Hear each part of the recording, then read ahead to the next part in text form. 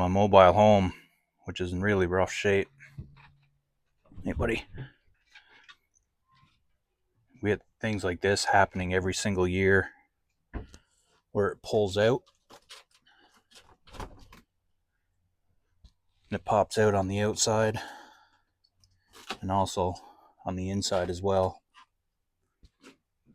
If we come back out here, you can see there's a lot of spots where it's cracked, it's bowed, it's not attached underneath, it's just flopping in the wind, and it makes a lot of noise at night when you're trying to sleep on really windy days. It's really quite annoying actually, but it's like that. This is the back end, and this is going up the side, the long side of it, and it's like this all the way around. And I think one of the main issues are these 6x6 posts. They're sitting right on the ground, so in the wintertime, with all like the moisture in the ground and the freezing and thawing, these boards will lift up and then sink back down. And over the years, they've become on level. And I think that's why there's so much issue with the panels not being attached anymore, and the buckling and all the cracking. And I can fix these and put these back in place, but within days, especially if you get a windy day, excuse me, they will they'll all pop back out of place again, and it's really annoying.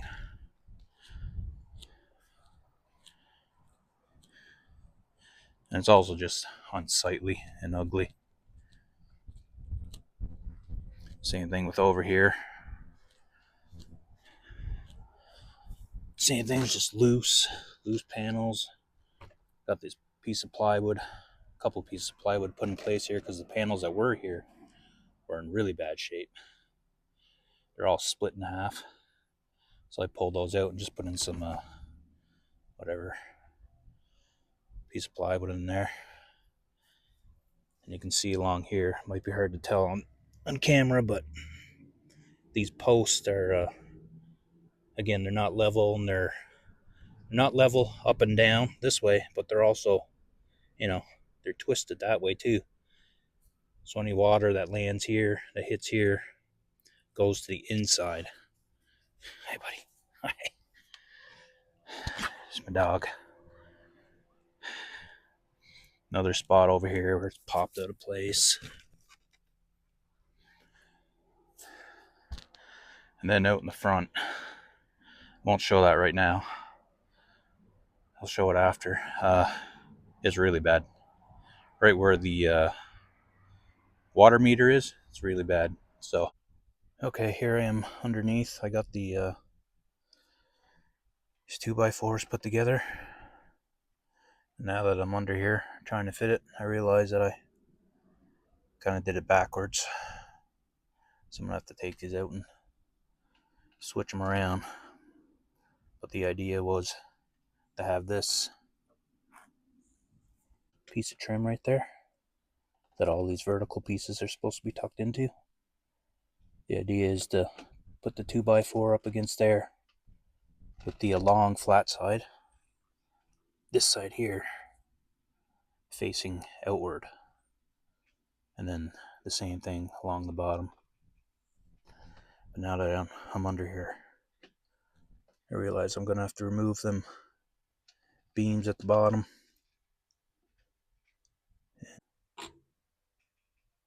Those panels over there are in really bad shape. I got some cables, so it's gonna be a little more work than I thought. So I'll have to switch them boards around, get rid of those beams. So anyway, that's where I'm at right now. And as you can kind of see down there, a lot of it's all popped out of place, bent. the same with the other side too. You can't really tell from here, but it's kind of a bit of a mess under here with cabling and whatnot. But part of the plan is right now, if I can get all this skirting fixed and put back in place, I'll come back under here and try to clean stuff up under here. Maybe clean up these rails, brush them down with a wire brush or something, and hit them with some paint or something. And to slow down that rust. The same with the supports. But that's in the future. I gotta focus on this right now before another winter comes along. Piece of plywood there. That's along the front. Another piece of plywood over there. So yeah, I got enough work here for a little while. Keep me busy. So anyway, that's where I'm at. Okay, I'm underneath my trailer with some of the framing up that I used in the skirting. So you can see there how I use these 2x4s down here, one on top of the other, to make kind of an L-shaped beam, and the same up top.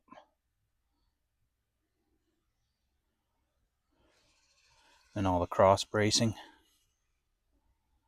So I've only got half done. I still got to do the other half in the two end pieces.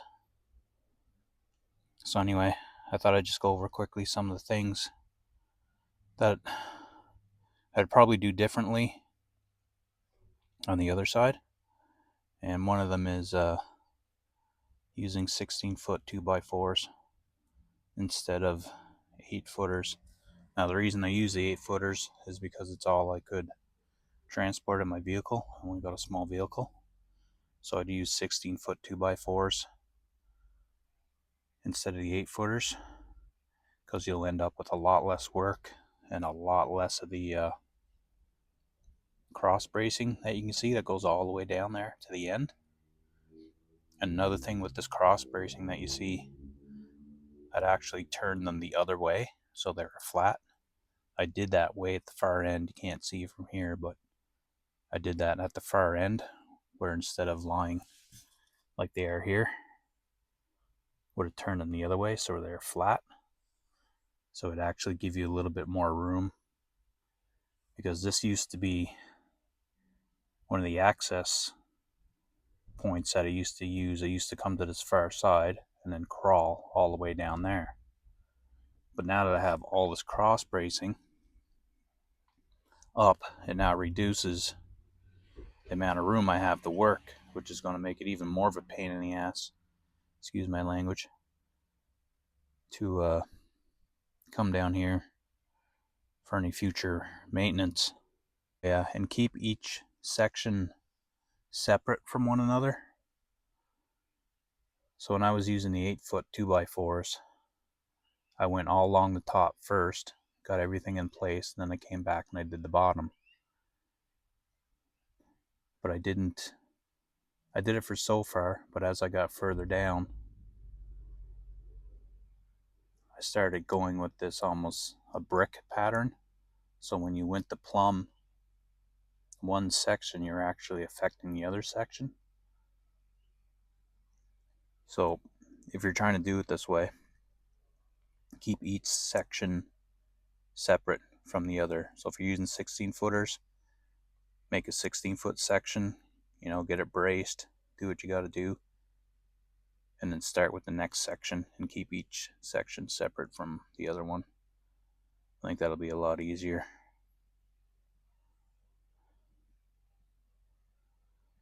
I was going to put insulation up, didn't bother. There's no point. All the vertical vinyl siding that was up before had no insulation, so didn't figure there was any point. I was going to paint all this wood too, and didn't bother with that either. Nothing's touching the ground anyway. I kept everything a few inches above the ground, so there's no ground contact anywhere. And I put up this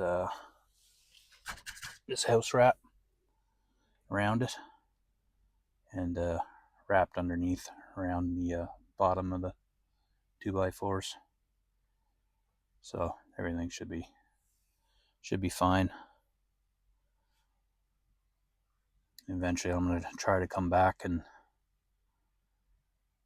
clean up these rails with a wire brush or a wire wheel on an angle grinder, and get some Rust-Oleum paint on this or something.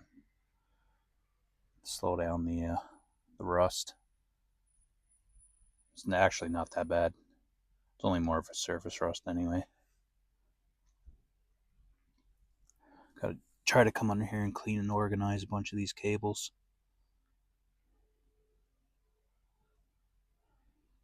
And I use fence pickets on the outside. That's where you can see the some of the daylight coming through.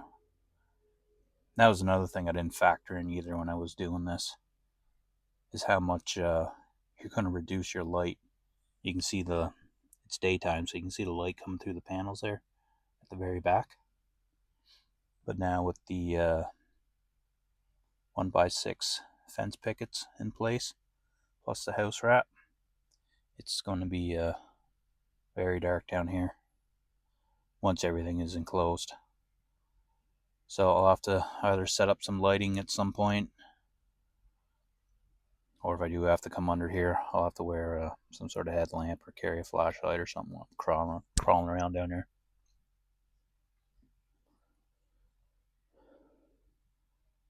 So I'll pop out to the outside right quick and just show you what the outside looks like with the fence pickets. Okay, there it is from the outside. It's all the pressure treated 1x6 fence pickets that I used.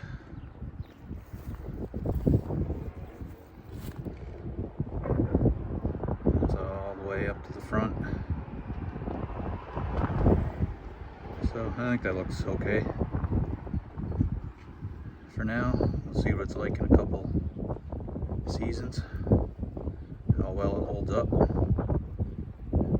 And you can see the space that I left up right along the bottom.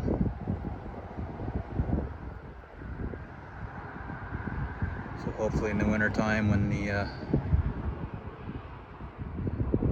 ground heaves due to the frost,